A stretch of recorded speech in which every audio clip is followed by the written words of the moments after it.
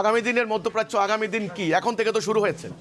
ইরানে যখন হামলা করেছে তারা দেখেন এট এ টাইম ইরান কয়েকটা জায়গায় হামলা করেছে, আমরা দেখেছি মার্কিন ঘাঁটি যেখানে, মার্কিন স্বার্থ যেখানে, সেখানে কিন্তু ইরান অ্যাটাক করেছে। কুয়েতে অ্যাটাক করেছে, আপনার হলো বাহরাইনে অ্যাটাক করেছে, এমনকি সৌদি আরবে অ্যাটাক করেছে। কিন্তু আমেরিকার ক্ষতি হবে না, আমেরিকার কিন্তু সৈন্যরা ওখানে নাই, ক্ষতি হবে মুসলমানদের, অবকাঠামো ধ্বংস হবে মুসলমানদের। আমেরিকা আবার কি করবে, এই ক্ষতিপূরণ ওই রাষ্ট্রগুলির তেলের টাকা দিয়ে নিয়ে যাবে, বলছে আমাদেরকে টাকা দাও, তোমাদের নিরাপত্তা আমরা বিধান করছি।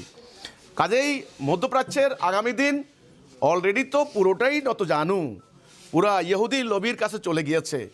আমার আশঙ্কা হয় এই সংঘাতের পরে সমগ্র মধ্যপ্রাচ্য সরাসরি ইঙ্গো মার্কিন শক্তি বা ইহুদি জায়নবাদীরা 100% কন্ট্রোল করবে পুরা সৌদি আরব সহ পুরা আরব জাজিরাতুল আরব। এই অর্থাৎ তারা ক্ষমতা হারাবে, তারা অর্থনৈতিক আধিপত্য হারাবে, রাজনৈতিক ক্ষমতা হারাবে।